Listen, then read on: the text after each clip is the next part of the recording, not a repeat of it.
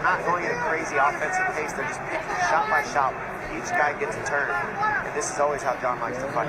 Yeah, he really established that very first punch that he threw. When he landed that big bomb, he let Bahos know there's danger in Saktiman. They demand respect right away, those power kilos. Vellante has done some good work to the head. Both guys have had success to the body. You can see some of the redness on that midsection of Vellante. Bahos, if I was in his corner, I'd be asking for more of that, what he just did right there, and more move. Don't just stand just outside the range of this guy, and he just made a hard leg kick as well. I'd ask for what we've seen in some of his other fights. More movement and more angles. Don't just back up straight, but turn it. And then also attack. It seems like he's waiting on John so much, and then trying to counter right there. By Bahos. John also has a way about him that he forces you to go to his basic. He forces the pressure, he keeps you on your heels, it makes you uncomfortable with power, and he eats your shots and keeps marching forward. See, he didn't really take much of a step back after he eats 2 shots. That's frustrating for a guy like Bahos. And he's right back under pressure right away. He never really backs up. That's Bahos just unloading. There was a strong leg kick by Bahos. And Patrick Cummins made Vellante pay his last fight with volume and activity. Well, also Patrick Cummins is an outstanding wrestler. That's one of the big things. He's constantly threatening his wrestler. Let's check in on Chris Weidman in the corner of John Vellante.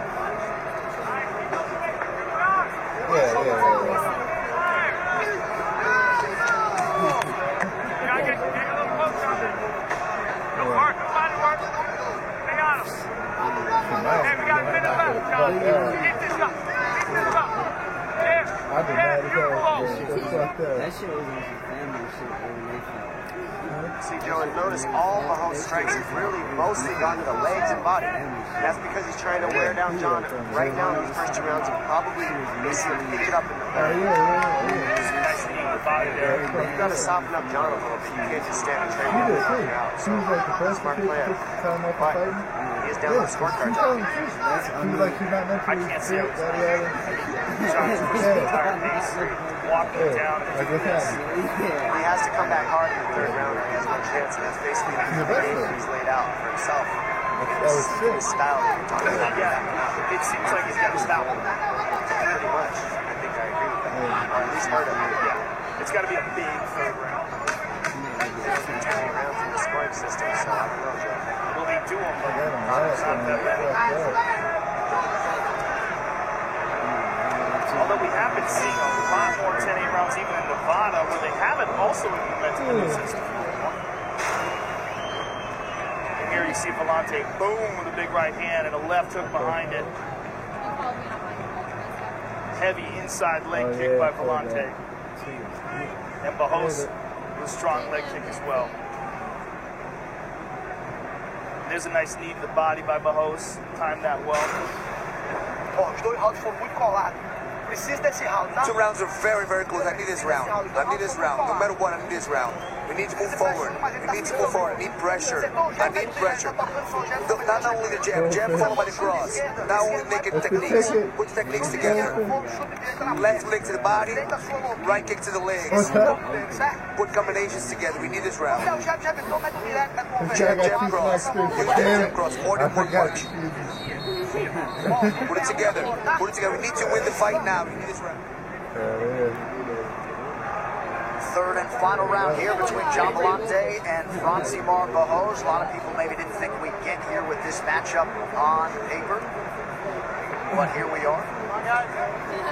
Vellante, the New Yorker in the black trunks, the Brazilian, Bodao Bahos.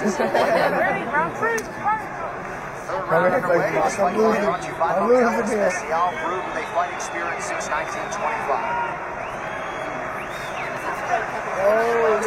Top right hand. Should see Bahos really quick enough to get ahead of those guys in this round. I like 50 of that time. I'm saying another one cut my fucking mouth. We haven't seen him slow down. Volante's still doing exactly the same thing. Despite those shots to the leg and the body, Volante's still just walking him down. It was a nice leg kick there by Mahos. But look, Volante makes him pay. That's touching, guys. That's not He's got Volante thinking he's just going to the body now. That's So not a that shot set up. That's what we need. Beautiful. I mean, if he's going to do anything to slow John down, it's got to be that left kick, and they were calling for that left kick to the body. There's another one. That was hard. There's no slowing down anymore. Now it's get the finish. Yeah. It's done. You can slow down. It's done. Third round. Let's go. Well, Volante's focus coming in was output. He has thrown nearly twice as many total strikes as Mahos. Mahos tagged him there with that left.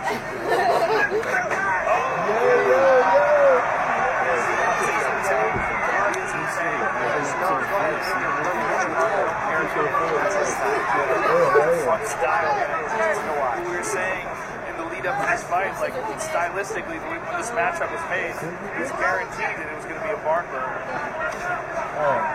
Under 3.5 minutes here to go in this one. Volante felt like he didn't have to beat Patrick Cummins until he went back and watched the film. He said, I didn't have a scratch on me, but he felt like he got beat by volume and wasn't going to let that happen tonight.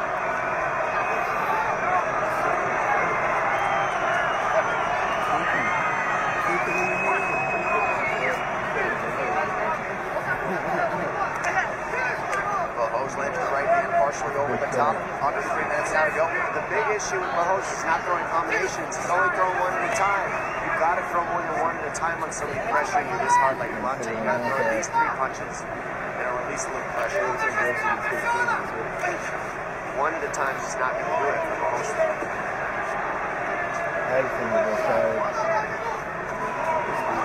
Mahos has got to know it's down in this fight. He's just used to landing one punch power. That's just his style. It's not quite enough. He's tough, John. I mean, if you look at Mahos' past fights, he'll hit you like that. The guy backs up and they get off him for a while. John just stays on it. That's the style you gotta have to beat somebody like Mahos. You gotta be willing to eat shots on your way in and just hit him hard. He's here to keep tagging you on your way in every time like this. This is what he likes to do. Pull you in and then tag you right in. Big jab. To the body, the big jab. Jab is heavy. Mahos came in really confident. He spent a chunk of this training camp in Arizona, but just hasn't put it all together here tonight thus far against Volante.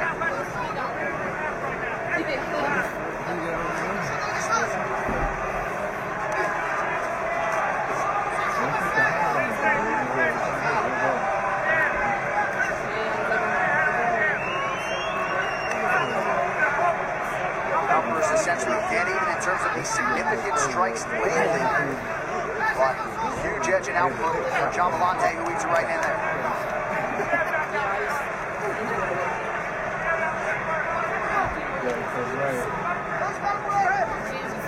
Mahos will do well, take some of Chris Weidman's advice and follow his right hand up with a left hook. He stepped in with a nice elbow. Under a minute to go in this third and final round. Good to have with us for UFC 220 tonight. John Anik alongside a couple of legends, Joe Rogan, Dominic Cruz. Later tonight, 2 championship fights are yours right here on pay-per-view.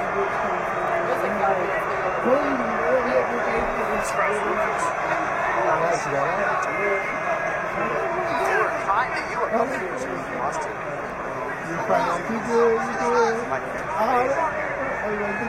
Seconds now to go in the fight.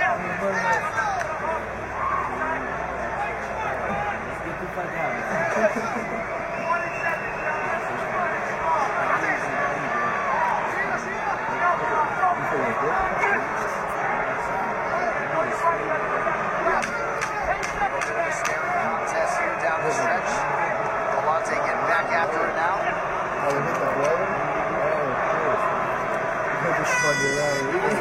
Well, if you took the over 2.5 rounds for that one, go cash those tickets. John Volante, Francimar Mahos go the distance tonight in Boston. This fight replay is brought to you by Wish, the secret to affordable shopping. Dom, your thoughts?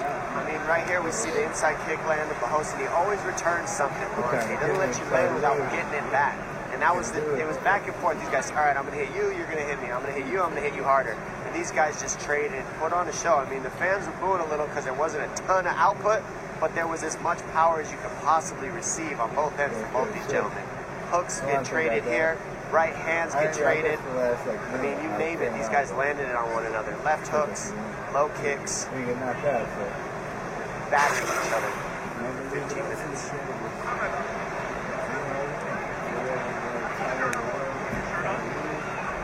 Gian Villante, slight betting favorite coming in here tonight as we show you the stats from this one. Villante landing more head strikes, more body strikes and leg strikes for Francimar Barroso. But Villante's body language, I would think, a good look. He was the pressuring, forward-moving fighter, really from horn to horn here tonight.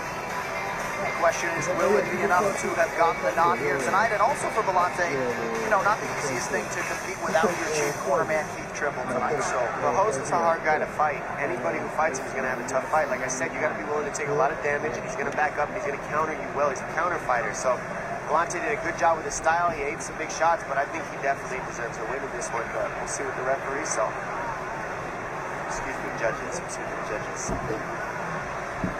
Villante in search of a 6th UFC win. He has finished 4 of his 5 UFC victims coming in here tonight.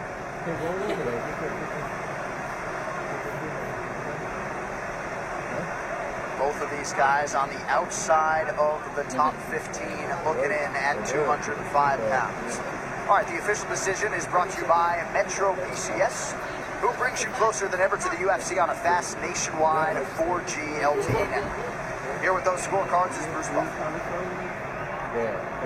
Ladies and gentlemen, after 3 rounds, we go to the judges' scorecards for a decision. David Ginsburg scores the contest, 30-27, Villante. David Torelli scores it, 29-28, Barroso. And Mikhail Mina scores the contest, 30-27, for the winner by split decision, Gian Villante.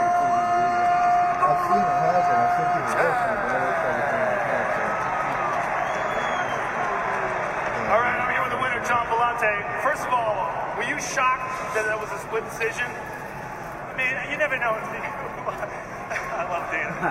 You never know until you watch it, but I felt like I crushed him. Well, for us watching K-Side, you were constantly pressing the action, and it seemed like the mode of the fight was established with the very first big right hand that you landed. You didn't get the memo that just won? You were on a seek and destroy mission, but this guy just moved around a lot and engaged you and then got away from you. Was this style when you were hearing the moves? I made a trick on everybody. Be the president of the UFC for a second. When you fight, man, especially a big fucking crowd like this, I'm allowed to curse, but fuck. When you fight for a big crowd like this, we're gonna put on a fucking show for you. Not fucking run, man. So I want to put on a show. I want to get a sick knockout, steal the show. And you all get ready for Steve Bannon fucking kick ass. Let's go, Steve Bannon! The man you fought, Barroso, is a very unorthodox fighter. It's very difficult to fight. What was the game plan coming in here tonight? Put on a fucking show. It's the same game plan every time. That's why I keep my job 5 years later. I mean, More people we're gonna put on a show every time. I know 2 losses, that's a lot of damn pressure. The other one I don't care, put on the show, man. Well, you did. You moved forward like a tank. Congratulations on your victory. Let's go have some Teddy Brewskis tonight. I'm gonna grunk out all fucking night. Gian Villante, ladies and gentlemen. Oh, at least he got it in there. Nod to a couple of Patriots. That post-fight interview was brought to you by EA Sports UFC 3, powered by Real Player Motion Tech. EA Sports UFC 3 delivers the most authentic UFC experience ever in a video game. Pre-order now on PlayStation 4 and Xbox One. A lot of star power in the building here tonight in Boston, Massachusetts. Hey, the Metro PCS Couch Guys, Demetrius Johnson, the flyweight king, and the former UFC light heavyweight champion, Boris Griffin, taking in the action octagon side here tonight in Boston. This locker room is brought to you by Wish, the secret to affordable shopping. And coming up next, for years, he has been one of the Northeast's best fighters. Tonight, with a lot of support in the building, Calvin Kattar chases the biggest win of his career against the 10-0 Hurricane Shane Burgos, who continues to dominate thus far on the sport's biggest stage. We will see who gets the better of this New York-Boston exchange shortly. And the hits keep on coming next weekend as well. We will be in Charlotte, North Carolina with a high-stakes rematch of middleweight contenders on Pulse.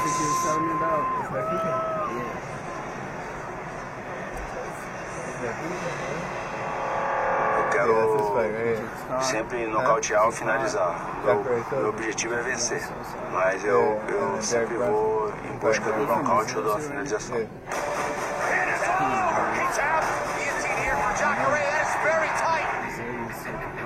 Jacare Souza is one of the most highly decorated Brazilian Jiu-Jitsu black belts to ever compete in MMA. He's a multiple-time world champion. When he gets guys down, they are in some deep, deep trouble. He has proven that he can stop guys on the feet. He showed it against Yushin Okami, and maybe more importantly, he showed it against Derek Brunson in 2012 when they met in Strikeforce. Jacare knocked him out in the first round. I'm a completely different fighter.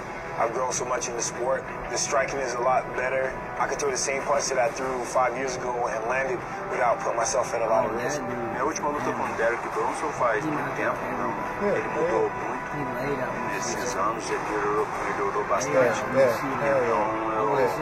Então eu tô focado no novo Derek Brunson.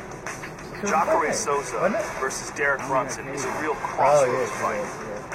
If Derek Brunson can prove not only can he knock out former UFC light heavyweight champion Lyoto Machida, but stop one of the greatest submission artists in the history of the division, he will be on a short list of the top guys to be in consideration for a shot at the title.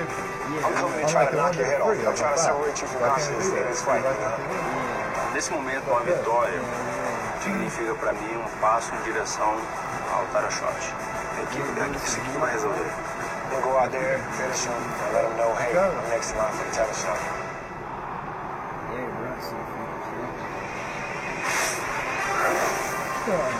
What's fun about this matchup, Jacare Souza versus Derek Brunson, is these guys are going to throw heat the entire time they're on their feet. If they happen to hit the mat, Jacare Souza just so happens to be one of the best practitioners in Brazilian Jiu-Jitsu on the planet Earth. And Derek Brunson is not an easy guy to grapple and take down. Extremely athletic. Explodes from the outside better than anybody. You got Dennis Bermudez versus Andre Fili, Jordan Rinaldi, Gregor Gillespie, who's been on a terror out here. Drew Dober versus Frank Camacho. Camacho on Timberland, teammate of mine back in the day. It's going to be an awesome card. That is your main card coming up next weekend on Fox, and the timing works out for Jacare and Brunson. 2 weeks later, the UFC's interim middleweight championship will be on the line in Perth, Australia.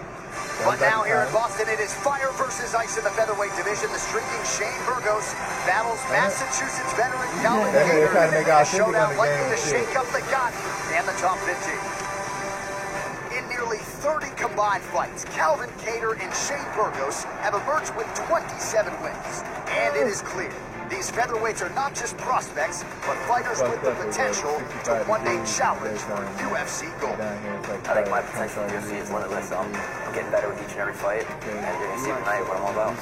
I'm going to bring a fight. Shane Burgos is taking a short trip. I'm ready. I'm ready for a fight for my hometown crowd. And do what I do best. Unbeaten as a pro, New York's Shane Burgos made his mark in his first 12 months in the octagon as he defeated Thiago Trator, Charles Rosa, and Godofredo Pepe. That has forced the rest of the division to prepare for the hurricane rolling through. It's a huge opportunity. My first fight on a pay-per-view on the main card right before the 2 title fights. So I'm excited to get in there, make a huge statement, get the knockout finish, and show the featherweights what I'm about. After a decade spent on the tough New England MMA circuit, Calvin Kattar got the call he was waiting for in July of 2017. And while it was a short notice assignment, Kattar stepped up to the plate in style, shutting out Andre Fili to get his UFC career off to a rousing start. Boston fans are in for a show. They got to do that when they walk in the door, and I'm going to deliver. On what?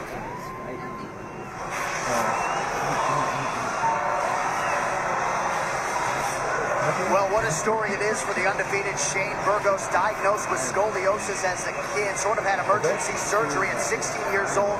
His spine was curved at 49 degrees. 2 rods and 18 screws later, they fixed him up. His back couldn't be better here tonight as he takes on Calvin Kattar as we look at some of his past highlights against Charles Gross. That really is an incredible story when you think about fighting world-class MMA with fused discs and rods in your back when you're 16 years of age. But, you know, he's developed an incredibly strong core and fantastic mixed martial arts skill. And we've had a chance to see him fight 3 times inside the octagon with 3 victories, and looks fantastic. I mean, really has the air about him like a kid at 26 years of age, and has an incredibly bright future. Something Burgos said that I really liked is that you haven't really seen all his tools because he hasn't had to use them yet. What he means is, I've just boxed because I've faced a few grapplers. They were wanting to take me down, and so I had to be careful when I chose to throw kicks, and then I was able to just knock him out with my hands. He says Calvin Kattar doesn't really use the grappling as much, so he's going to be able to showcase his kickboxing a little bit more, and possibly his guard even if he needs to. He said that was his first martial arts with Brazilian Jiu-Jitsu. That's what he started, it was grappling. He just added the strike behind it, so we don't even really know what Burgos is about, is what he said. Burgos also told us the secret sauce for a lot of these guys in Tiger Schulman's MMA is hard sparring with professional boxers. And he didn't even know the name of some of these guys, but he feels like that has really taken his hands to the next level, and he's going to try to put him on Lithuanian's Calvin Kattar here in enemy territory tonight.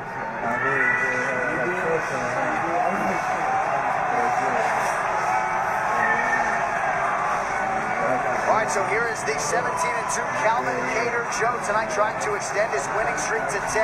This is a well-rounded UFC featherweight. I was extremely impressed with him in his UFC debut. He stepped in to take on the very talented Andrew Feely on short notice, and he put on a show. He looked smooth and composed and skillful and just looked very polished. And I feel like taking a fight like that on short notice, I want to see what this guy can do with a real camp against a real tough guy like Shane Burgos. Just all both fighters making weight without issue. Shane Burgos will have a 3.5-inch reach advantage tonight. All right, now for the introductions, back inside the octagon to Bruce Buffer. Ladies and gentlemen, this fight is 3 rounds in the UFC featherweight division. Introducing first, fighting out of the blue corner, a mixed martial artist holding an undefeated professional record.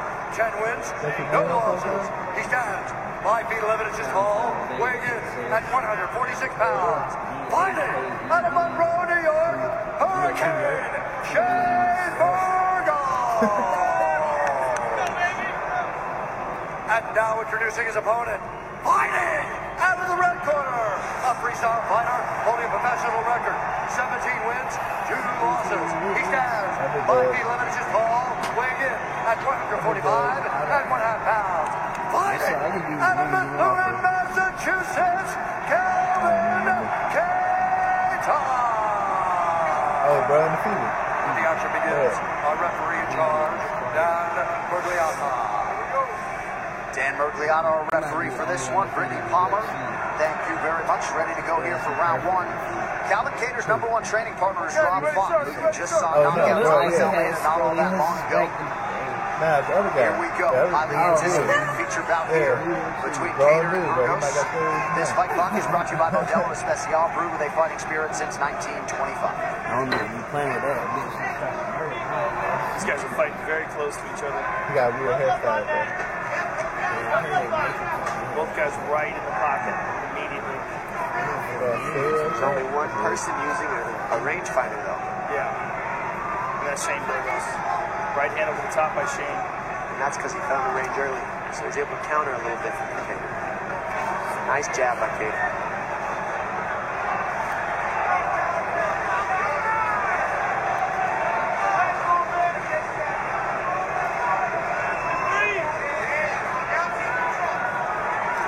Talked earlier about the bond with these New England guys. They're carpooling on the weekends to Lausanne MMA. They're all training together now. So far, the results have been there, at least tonight.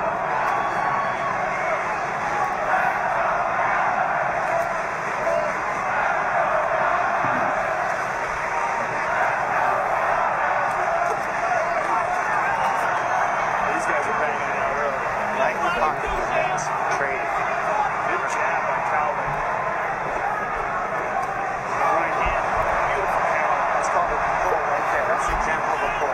jab. It's just the outside comes over the top. Beautiful by Cater.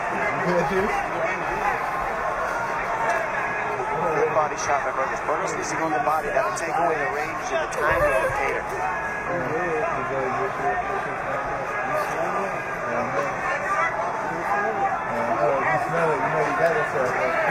Both these guys are big, long guys for 145 pounds as well. And probably not used to fighting guys as tall as they are. A stiff jab by Cater. Cater's jab is right on point. 2+ minutes gone by here in round one. Cater closing his eyes. Teed off there, but Burgos went to the body. Ripped those shots to the body. It's one thing I like about Burgos is he does go to the body often. He mixes it up well. Let's see if he can keep that going. Because Cater's piecing him up pretty good with the counters and the jabs. Cater acknowledged that Shane Burgos was on a different level than anyone he has fought previously, but a good start for the +180 underdog tonight at home. We see Burgos follow up with a left hook. He's throwing him 1-2 well. He needs to follow it.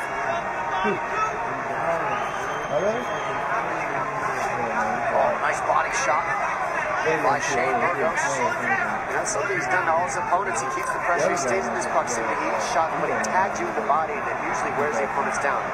Right now, though, Cater's piecing him up with that jab. It's becoming a problem.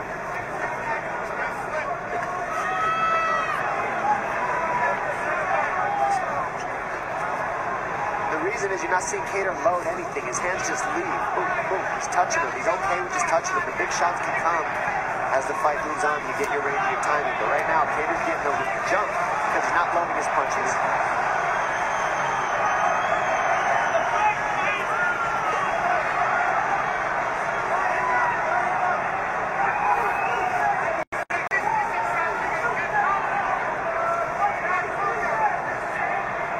Guys are perfectly content with a boxing match. All right, there's a leg kick. Surprised there's not more leg kicks in this proximity. A few low ones.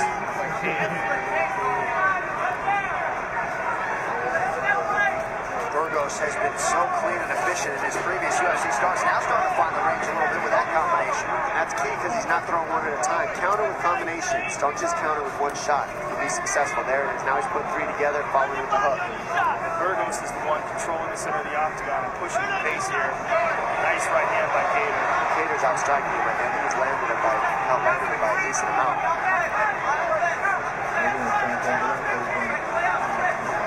Burgos rips the body, now goes up top. Combinations are going to be key for Burgos as this fight moves on. He can't just throw one at a time. Cater's dealing well with it. Ooh, that jab's clean. It's perfect. Very nice how he's throwing it. No load, just sticks it right out there like a broomstick to the face.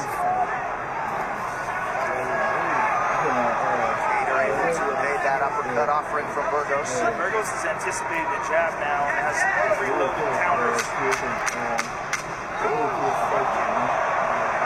Burgos is tough. He just doesn't care. Coming forward like, John, hit me, I'll just keep hitting you. It's all right. You're going to wear down. Entertaining 5 minutes to start this one. Time to ditch your artificial sports drink and switch to Body Armor. More natural, more electrolytes, better sports drink. Grab yours at participating Circle K stores. Body Armor, the official sports drink of the UFC.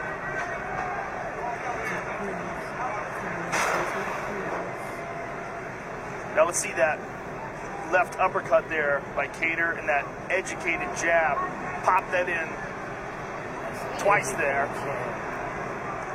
And Burgos goes to the body. And over the top by Burgos. And there's that front kick by Cater. Listen, I want more level changes mixed in, just in case you want to steal the round at the end. I'll say, show me something. But listen, you have to keep circling back towards the center of the cage. Calvin, once you get the center, then you come, all right? Put him on the field.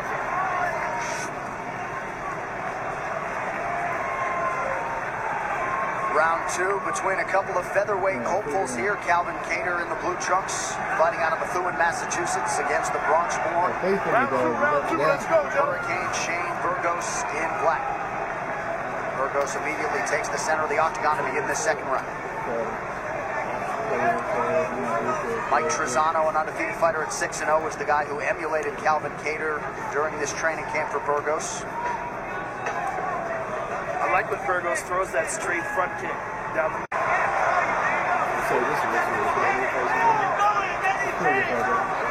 And adversity may be the wrong word, but this is as much as we have seen Shane Burgos experience in the UFC.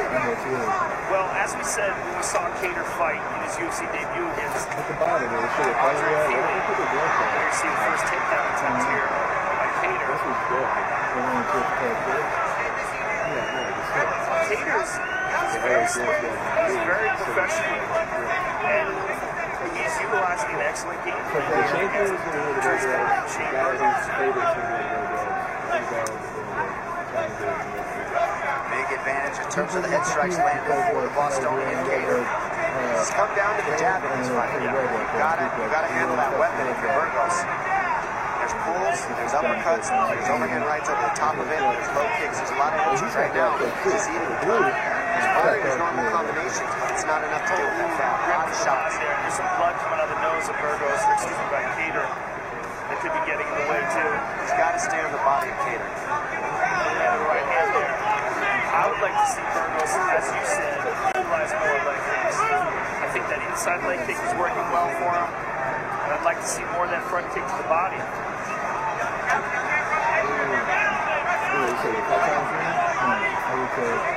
Burgos has really fallen in love with his hands of late. He's having a pretty good stretch here in this fight. As he backs Kattar up once again. Just over 2 minutes now to go in this second round. Nice inside leg kick by Burgos. He's made the right adjustments this round. It won't really carry over the most until the next round. There's only 2 minutes left. We should keep this game plan and come back and use it in the third to get some more damage. If you're Burgos. He's definitely pressing the action. Beautiful right hand. His body shots are making the difference. And these are the most significant moments in the fight, too. These are the moments where he's on the attack, and Kattar's covering up and being punished. One thing I'll say, I'd rather eat a jab any day of the week than a liver shot. And that's what Burgos is thinking right now.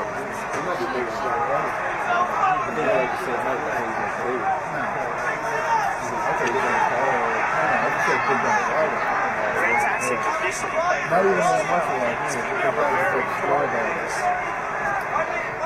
He is behind with the strike count. Well,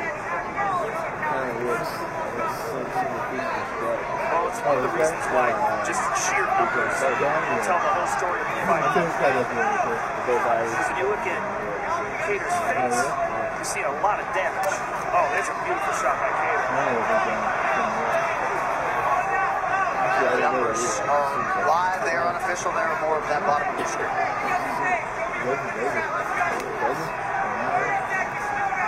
Kattar with a nice inside leg kick.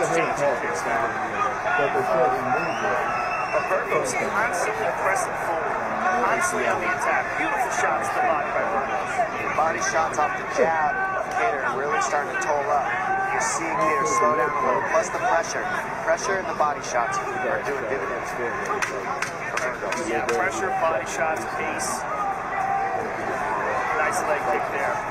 He's turning it up now. You're seeing him mix up his striking much more now at the end of the second round. Yeah, it really feels like the momentum is shifting. Big 5 minutes there for the undefeated Shane Burgos. Here's Kattar with the jab. See, he gets Burgos to parry, try to reach for his hands, and when he reaches, he sticks him with the jab. Another jab, jab, jab, jab, and then he switches to hook. But Burgos here counters over the top with the right hand and then left liver shot. He starts eating up the inside leg of Kattar to keep the pressure off from that jab. He's making the right movements, and we'll see if it adds up in the third. And it's interesting to see how this fight is scored, or how this round is scored in particular, because as you're seeing towards the end, Burgos at the end of the round is the one who's coming on strong. Let's take it, baby. Let's take it. Tough fight. Let's take it. Stop letting him touch you with the jabs. He's got to stop touching you, okay?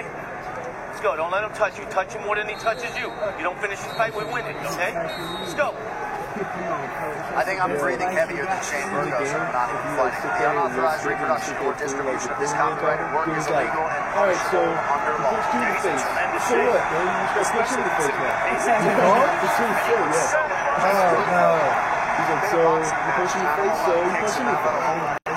That's actually a very favorable style for cardio.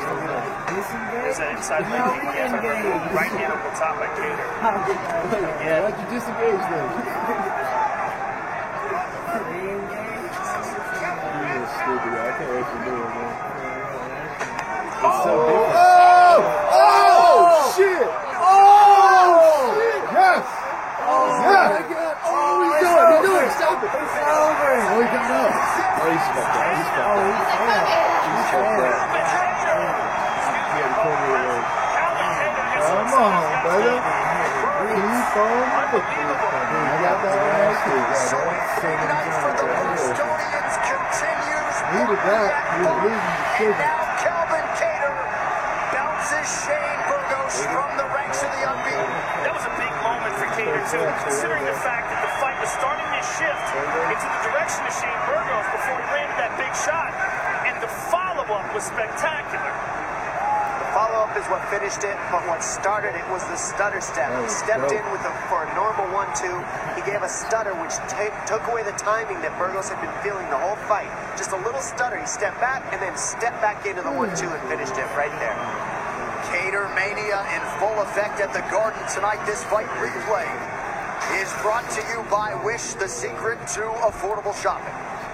So the right hand stunned him. The right uppercut really hurt him. And Cater with beautiful precision as he was moving in, highly aggressive, but very accurate. And Dan Mergliotta, perfect stoppage there.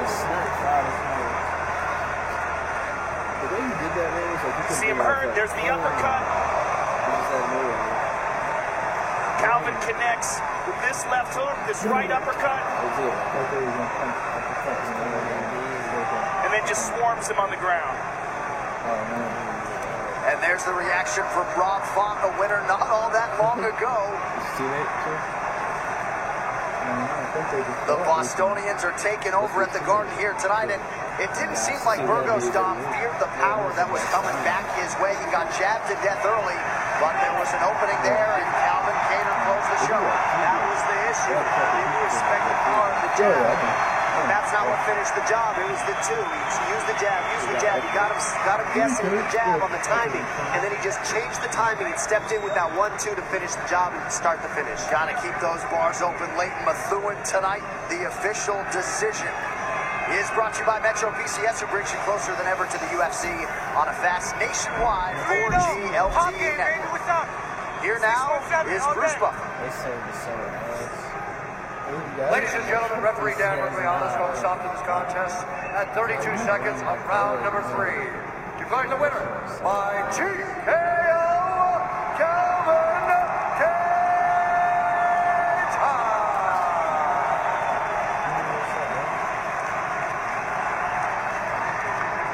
I'm here with the winner, Calvin Cater. Calvin, that was a closely contested, excellent fight up until the moment you landed that big bomb. What was going through your mind while that fight was going on? I was thinking, shit, man, Shane's a hell of a fighter. Props to him for coming out and doing his thing. He's an entertainer. He's going to bounce back quick, for sure, no doubt. But I've been visualizing this since the day I started my career, talking to you, Joe Rogan, at TD Garden, to the Boston crowd. What a dream come true this is. Couldn't be happier. This was an incredibly skillful fight. It was a treat to watch. But let's look at the moment where it all changed. Where you landed one big shot, you saw that Shane was hurt, you saw the legs go. Talk us through this. I just listened to my coaches. Nice. You know, they say come in with more than single shots. I was kind of sticking around single shots in the first second. They were laying a little bit, but I was getting too comfortable. Went up behind them and dropped them. Listen to my corners, and we got the job done. But props to Kyle Wozniak, my teammate Rob Font. They got the night going early, and man, hell of a night tonight. This is a fantastic fight to watch. Congratulations on a spectacular performance. Thank you very much. Thank you, Sean Shelby. Thank you, anyone, for the opportunity. Much respect. Let's go, Patriots. TV12, TBE tomorrow. Let's go. Calvin Cater, ladies and gentlemen. So Calvin Cater, with the Massachusetts masses behind him, improves to 18-2. And remarkably, with style points, extends his winning streak to 10. Yeah, he goes out there and does exactly what he said he wanted to do. Took his time, landed the jab, pieced it up from there. Spoke to the crowd of Boston in exactly their language, apparently. And now everybody's happy. I love fights like that because it was such a tightly contested fight. It was going back and forth, and then finally the one shot that really turns it around for Calvin Kattar. And what a way to steer us into the co-main event, which is straight ahead between the UFC light heavyweight champion Daniel Cormier and the challenger Volkan Oezdemir. What's coming up? Brought to you by EA Sports UFC 3. Pre-order the Champions Edition now for a limited time on PlayStation 4 and Xbox One for 3 days early access. Well, next month we will hit Western Australia for the first time, and when it comes to this middleweight main event, Perth is in the coop. This fight between Yoel Romero and Luke Rockhold is for the interim 185-pound title due to an injury to the champion, Robert Whittaker. Yoel Romero not only does he have an incredible international wrestling pedigree, he loves to strike. He can look relaxed, like he's not paying attention, and then Yoel Romero does stuff inside the octagon that makes grown men look like children. He ragdolls people. His speed is incredible. Huge elbow! That's it! Yoel Romero! There's no way that Every fight he has had, he has been a finish. You have the tall, long Rockhold with spectacular kicks and a crushing, smashing top game. That's it. I grew and I've come to understand what it takes to be a champion. Lleva mi cinturón, mi encomienda, es lo que tengo dentro de mí. Creo que sí, que voy a ser campeón. I'm ready for the stage now, and I'm ready to reclaim my title. So an injury to Robert Whittaker opened the door for Yoel Romero to try to become a first-time UFC champion. Yoel, #1 contender against the former middleweight king Luke Rockhold, coming up in official. Equally interesting fight for my money. I love this fight. I think it's a fantastic matchup, and Yoel Romero is the freak of freaks when it comes to middleweights. He's just an unbelievable athlete with spectacular wrestling, and his ability to go from 0 to 100 is like no one else in the division. He's so hard to time because he makes these rapid movements like the flying BKO of Chris Weidman. And the wrestling ability that he has is literally second to none. You talk about a guy who's medaled in every single international wrestling competition he has been. But Luke Rockhold is enormous for the division. Like very few people. When you look at the length and the distance, the kicks that he throws a beautiful question mark kick. But one of the things that's the most underrated about Rockhold is his top game. His Brazilian Jiu-Jitsu is amazing, and his ability to control tough guys like Chris Weidman on the ground and smash them. I mean, it's really, really impressive stuff. So stylistically, I love that fight. Yeah, Rockhold feels like he's not just the best grappler in the middleweight division, but in the UFC, and he hasn't had a chance to showcase a lot of that because he's been knocking guys out. Of course, choked out Michael Bisping not all that long ago. Here is your pay-per-view main card, UFC 221, Saturday, February 10th from Perth Arena in Perth, Australia. Romero and Rockhold for the UFC interim middleweight title. Mark Hunt and Curtis Blades in the co-main event. Also a big one at welterweight, Jake Matthews against the surging Li Jingliang. And another one of Australia's best, Tyson Pedro, taking on Saparbeg Saparov. You can see it next month when we return to pay-per-view. I mean, he's a beast, yeah. All right, co-main event coming up here in a moment. These light heavyweight rankings brought to you by EA Sports UFC 3. Pre-order the Champions Edition now for a limited time on PlayStation 4 and Xbox One for 3 days early access. Well, about 13 months ago, Volkan Oezdemir was on the outside of the UFC looking in.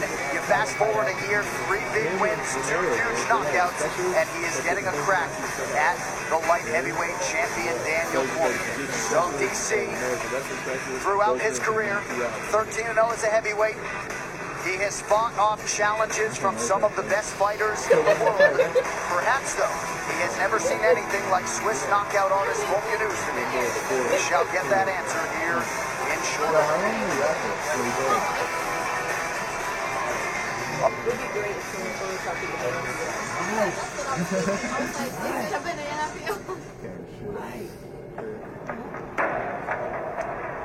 I have to beat Volkan Ozdemir.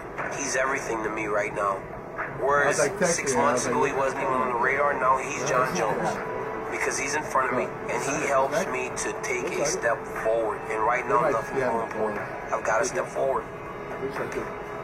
Daniel Cormier faces one of the most formidable knockout artists in the division in Volkan Ozdemir.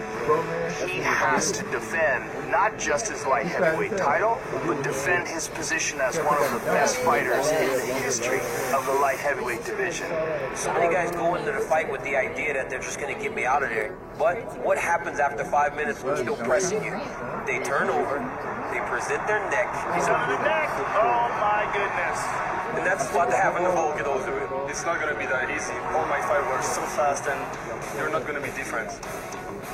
We have seen Volkan tested against Misha Cirkunov and then again against Jimmy Manuwa. 2 spectacular first-round KOs. Wow! Ozdemir does it again! We are looking at one of the most exciting light heavyweight prospects in years. Since I started, I wanted to be at the top. Now I'm finally there and I'm fighting for the belt. I want to finish the fight in the first round. I come here with heavy hands and I'm here to knock people out. There's no part of me that's afraid of Volkan Ozdemir in any way, shape, or form. The worst thing that happened to him was getting those fast knockouts because he won't be ready for what's next when it doesn't happen. I respect Cormier wrestling pedigree. He's a really good champion. I expect to see the strongest Daniel Cormier we ever saw.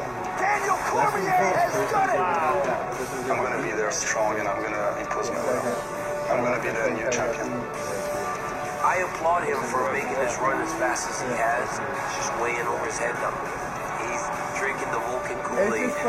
Volkan's drinking the Kool-Aid. I get my hand raised and I get a brand new Coke belt that Dana White wraps around my waist, and that one will feel even better than the one that I got. I'm gonna smash it. And he did it to DC? Yeah.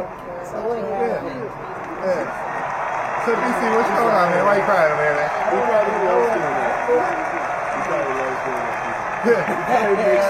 He probably like sees this motherfucker crying. He probably got a pay raise. You made him cry, man.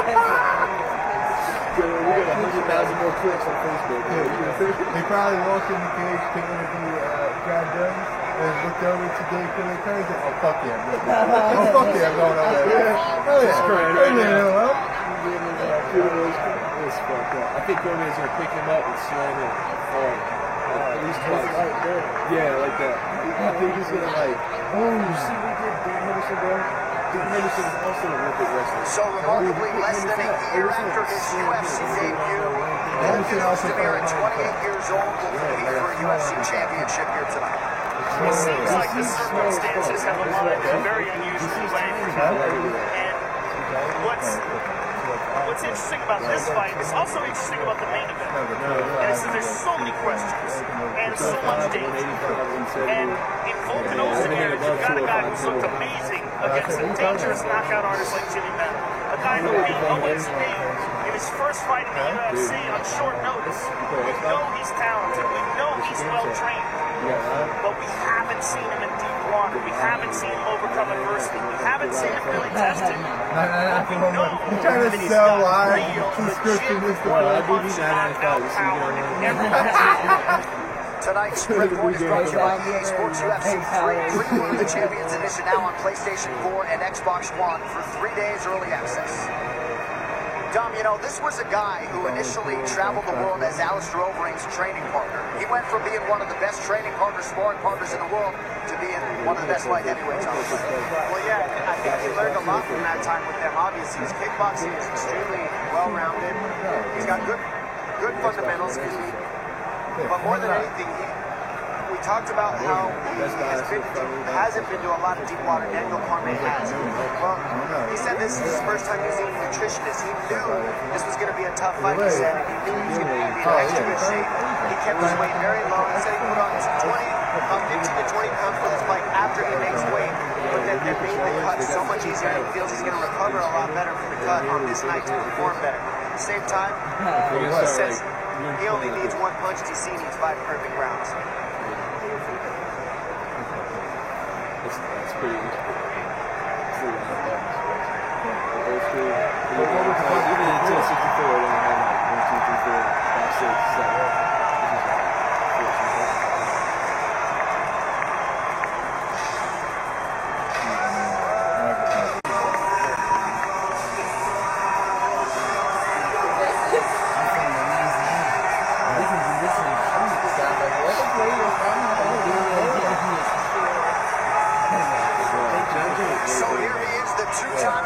States Olympian, the UFC light heavyweight champion, Daniel Cormier. This man has been a beacon of stability for the UFC, and man, has this city embraced this champion here during fight. He's one of the best in the division. This is a very, very intriguing matchup, especially with Daniel coming off of the loss to Jon Jones, where they essentially gave him the title back. So he's in a situation where he has to validate his position, not just as the champion, but as one of the best fighters in the world. He has to have an outstanding performance against an unheralded, very dangerous guy. Yeah, this is not an easy thing to do to be Daniel Cormier. You're slotted supposed to be this, that, or another. You're supposed to be the champ. It's a lot of you're supposed to. And you're facing somebody who doesn't care about supposed to. Absolutely no pressure, everything to gain, nothing to lose.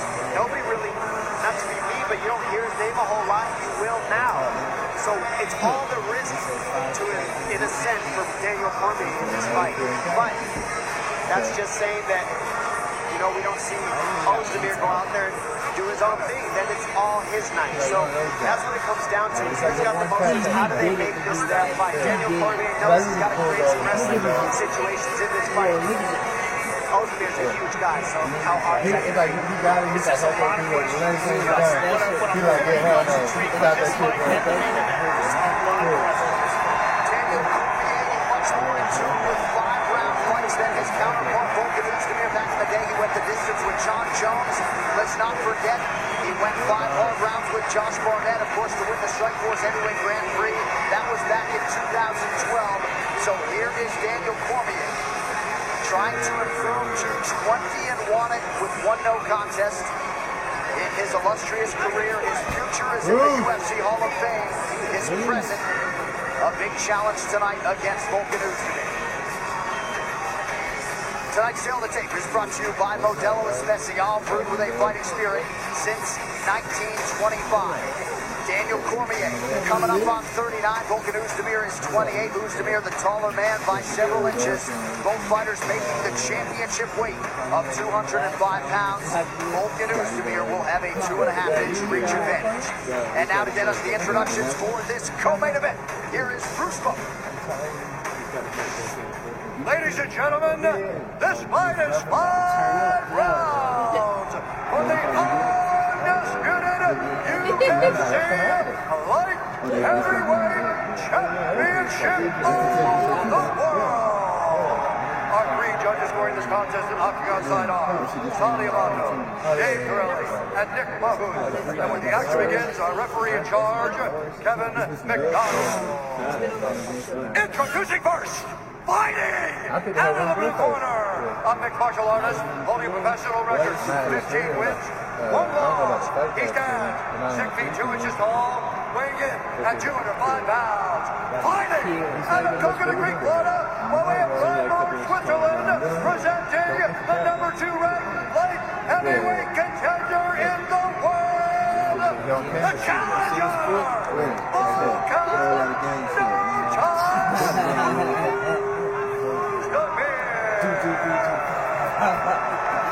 And now introducing the champion, fighting out of the red corner, on the holding professional record, 19 wins, 1 loss, 1 no contest. He stands 5 feet 11 inches tall, weighing in at 205 pounds. Fighting out of San Jose, California, presenting the former Strikeforce Heavyweight Grand Prix champion and the reigning, defending, undisputed UFC light heavyweight champion of the world. You said he was dead? A little dead? A little dead?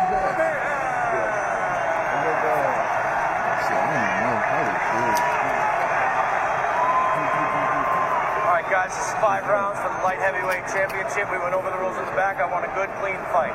Any questions? Any questions? If you want touch gloves now, come outside. Probably not the time for questions. We want answers. We will get them here shortly. Volkan Ozdemir with his first UFC title shot tonight. He is the plus 260 underdog against that man, the minus 340 favorite, the defending champion, Daniel Cormier. Ready to fight? Well, let's go. Tonight's Fight Clock is brought to you by Modelo Especial, brewed with a fighting spirit since 1925. Ozdemir in white. Cormier in red. Getting his ass beat. Getting his ass beat. I just hope he'll tap his ass. I just hope he'll try to step up. He been tapping his ass. That's what he's good at. I bet he was second. He's great. Yeah, Cormier's getting around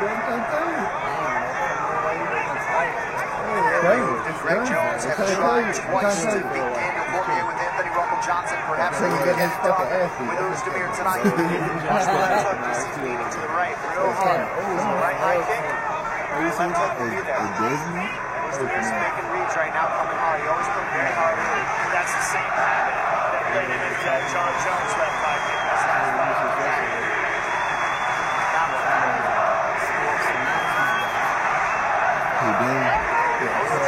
Very strong. That's what you see here. Snap right off the bat. It always comes very, very hard early. You see him go to a single leg suit. Get that high crotch, move it, use that to get behind. Striking's always been underrated. His wrestling acumen. No secret to what he was going to try to do here tonight. Ellie Rock coming in. Pummering is going to be a big difference if DC can get inside. And of course, also get a pummel. Ozdemir's doing a good job. He's hitting it. So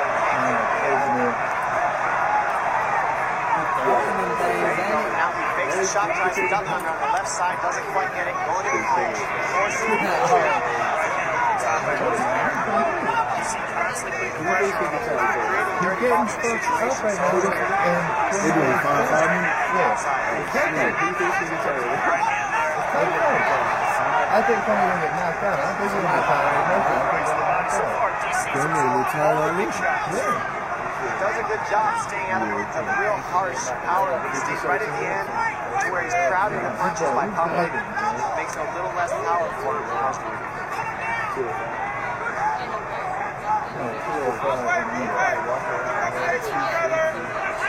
Like DC, he's tying him up, but you've got to do that to him. Even if you don't get the takedown, he just needs to threaten.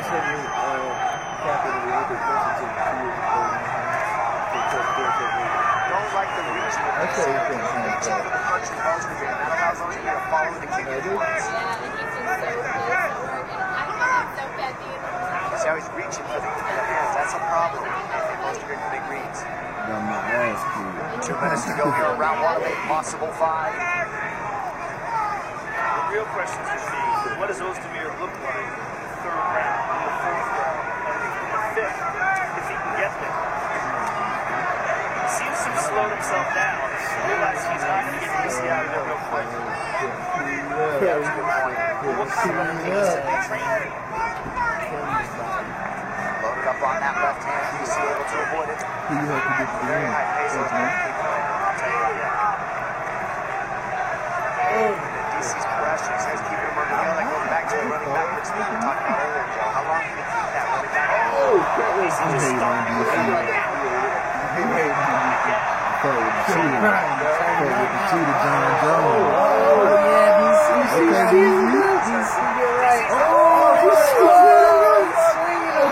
You could have caught him with a butt. You got to connect that. You too big to be kicking the ball.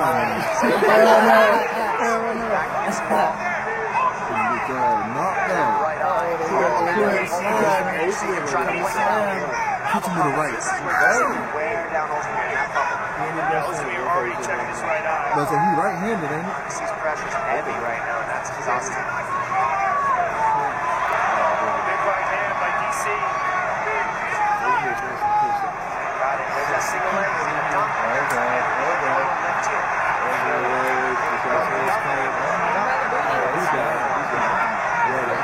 20 seconds left. Can my dude survive the round? Can he survive the round?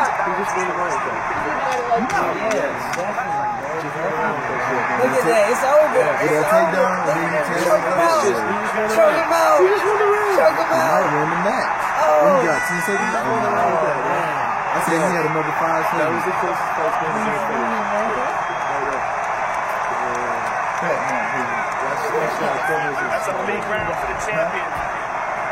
Huge round. You can't cut another fight. He's still going to win.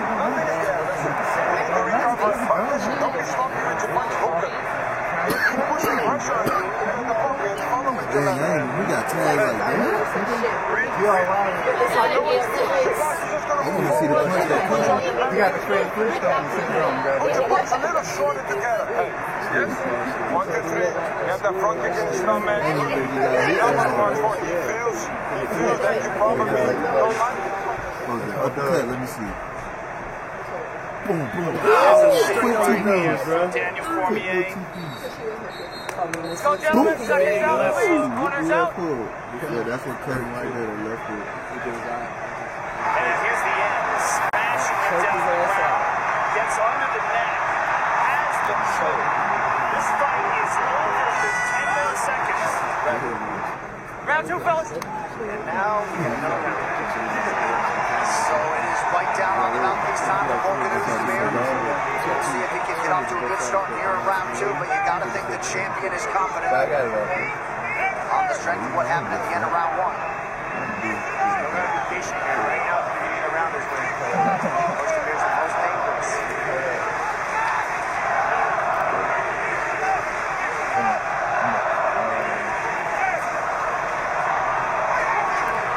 Back to the single leg. The make Ozdemir Look at that. Full mount. Full mount. Full mount. Oh, that's hilarious.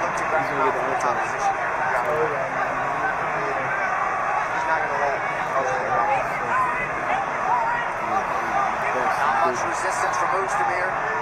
It's a case of pick your poison. You want to get grounded and pounded or give up your back.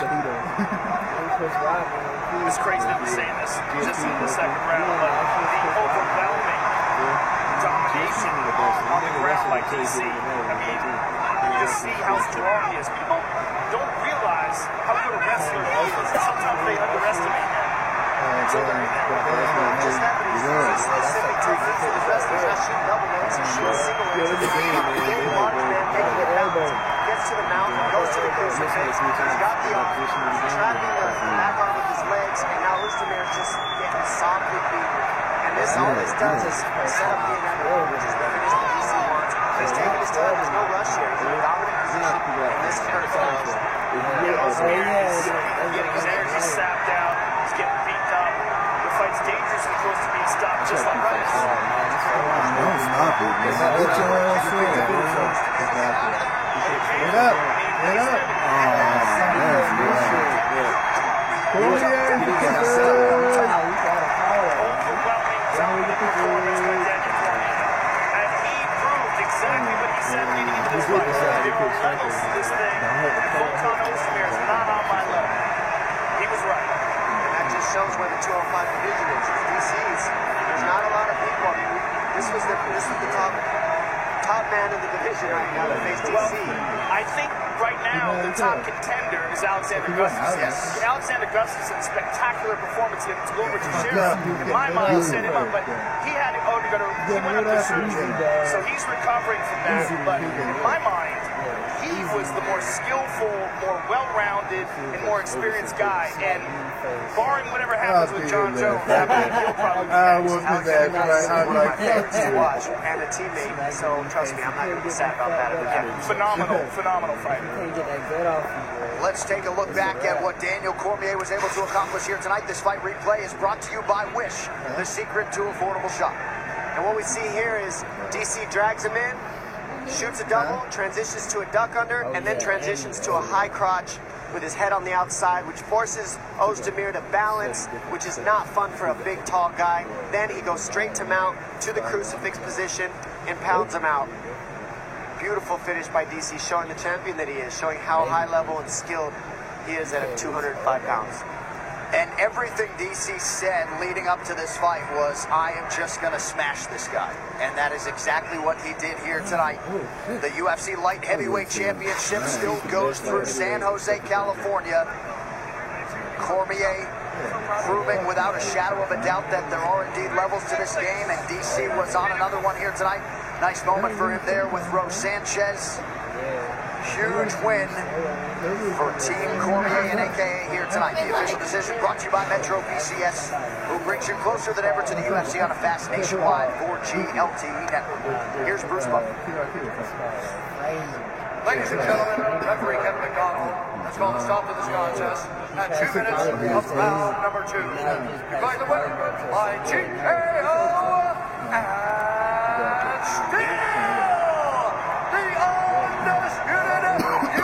still the undisputed UFC Light Heavyweight Champion of the world, DC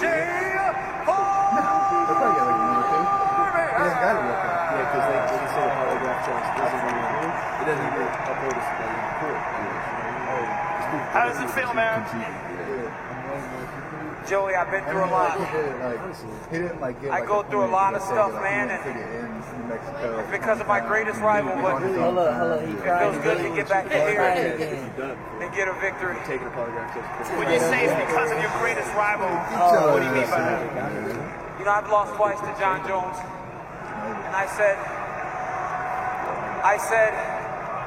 as I came into this fight, I said, I felt as though I was fighting for a vacant title again because he beat me last time. And I fought for a vacant title, and I got the job done, so I'm the UFC champion again. Now, DC, you almost had it in the beginning of the first round. You said, excuse me, the end of the first round, you said coming into this fight, there's levels to this game. And you didn't feel like Volkan was on your level. You proved that here tonight. I proved that I am worthy of being called champion, but Volkan's on the level. Every guy that makes it to this point is on the level.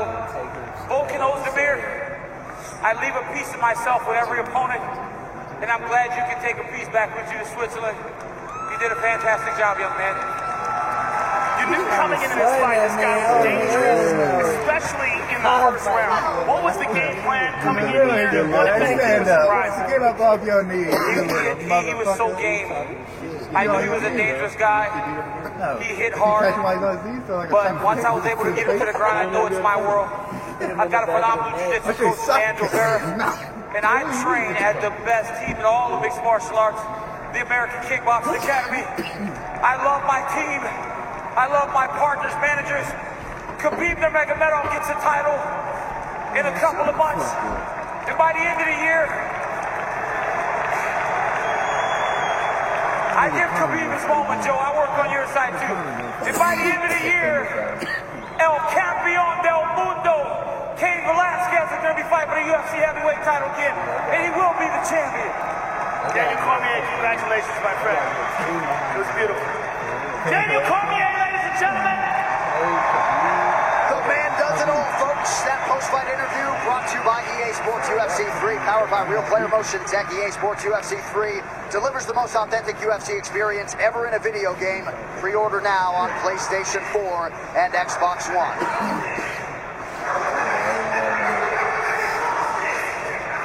And there is the aforementioned Khabib Nurmagomedov, 25-0. He has got a date once again with Tony Ferguson, UFC 223, coming up Saturday, April 7th from Brooklyn, New York, only on pay-per-view. All right, still to come here from Boston, what the world has been waiting for, the UFC Heavyweight Championship. What's coming up is brought to you by EA Sports UFC 3.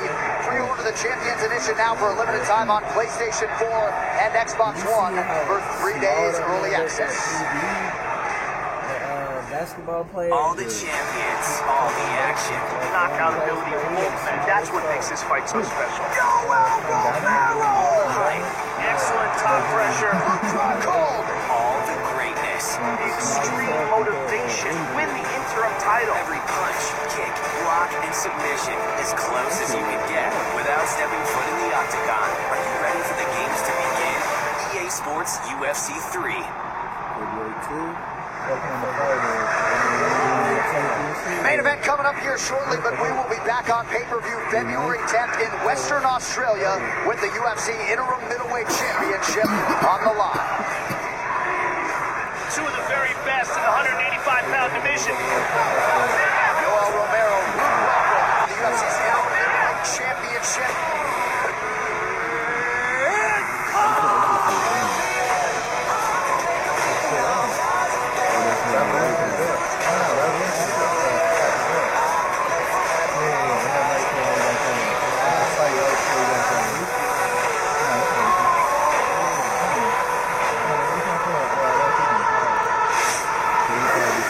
So here's your main card for UFC 221, Romero versus Rockhold. We will crown an interim middleweight champion who will then most likely face Robert Whittaker for the undisputed title.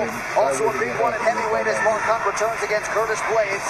You can see it all Saturday, February 10th, live from Perth, Australia, and only on pay-per-view.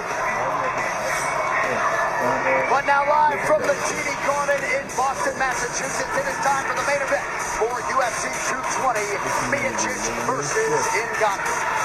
These top 5 heavyweight rankings you are about to see brought to you by EA Sports UFC 3. Pre-order the Champions Edition now for a limited time on PlayStation 4 and Xbox One for 3 days early access. So Don Francis Ngannou, the unquestioned #1 heavyweight contender, we'll see here shortly if he has the goods to beat the incumbent Stipe Miocic. Yeah, Ngannou's really testing himself against the champion Stipe Miocic. Stipe has gone through and beaten everybody that they've been put in front of him. Now, Ngannou has the power that nobody's seen. He also has a good punch count read. He understands how to fight specific people. He knows how to strike with strikers, and he knows what weapons he can use against wrestlers. He understands he needs uppercuts. He needs knees. He needs to show these weapons in order that Stipe won't want to take the shot. That'll lessen the advantages of Stipe and the weapons, and now he can make it a striking battle as he puts the fear of God into Stipe with uppercuts and knees. And what's interesting about this fight, again, exactly what was interesting about the light heavyweight fight. There are so many questions about Ngannou. We've never seen him in deep water. We've never seen him tested. We've never seen him overcome adversity. We've seen all those things from Stipe. We've seen Stipe rise to the ranks, be contender after contender. He's proven, he's tried, and he's tested. But Ngannou is a real phenom. It is a phenomenal matchup, and we're all going to get a treat in just a few moments. A chance to see one of the most highly anticipated heavyweight titles ever. You are right, Joe. There is no denying Stipe Miocic has proven to be an outstanding UFC heavyweight champion, but man, can he stamp his legacy tonight if he can quiet the storm that is Francis Ngannou.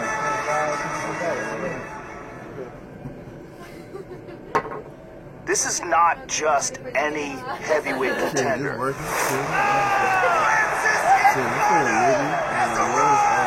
This is the scariest man in the history of the sport.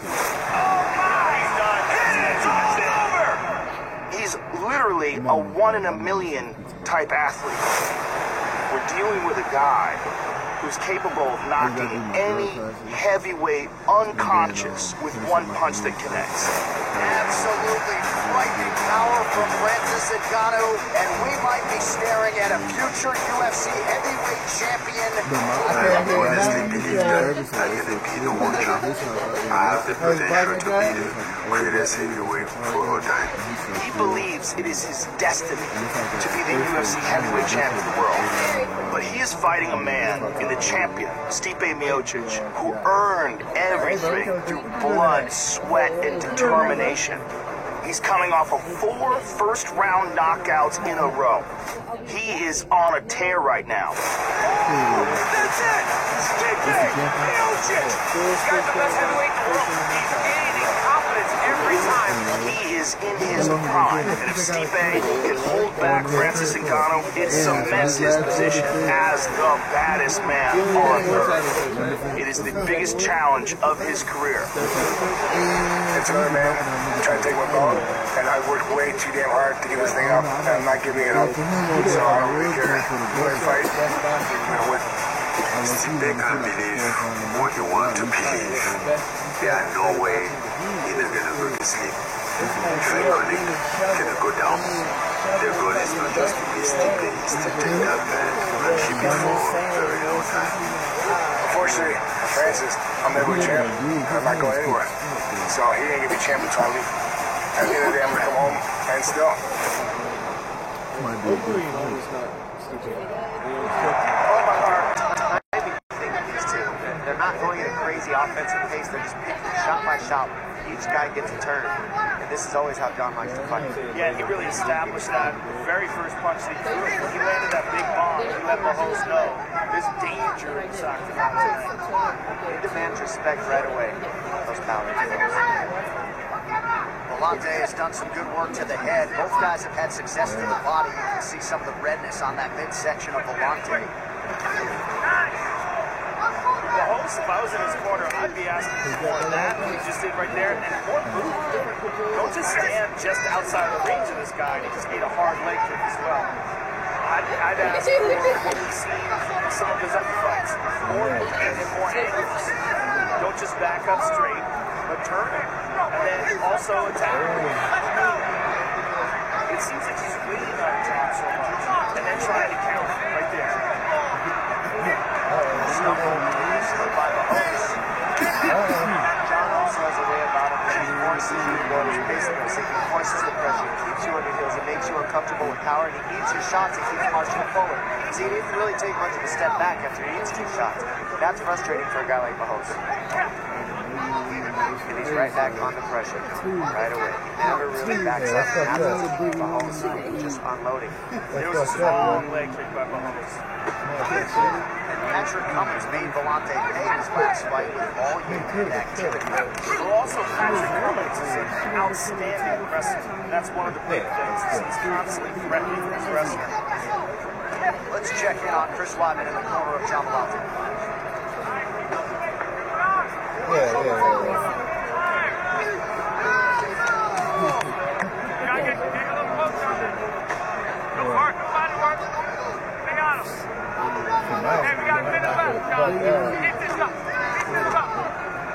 I've been mad as hell. That shit was like a family shit when they fought.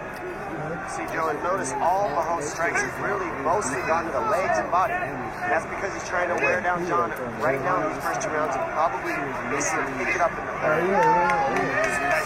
You've got to soften up John a little bit. You can't just stand and train him and knock you out. So, smart plan. But he is down on the scorecard. She was like, she's not meant to be sick, John's entire pace, walking down and doing this. He has to come back hard in the 3rd round or he has no chance. And that's basically the game that he's laid out for himself.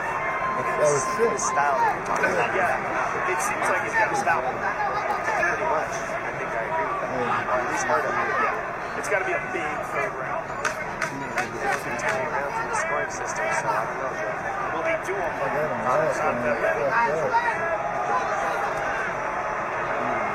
Although we have been seeing a lot more 10-8 rounds even in Nevada, where they haven't also implemented the new system. And here you see Villante, boom, with a big right hand and a left hook behind it. Heavy inside leg kick by Villante.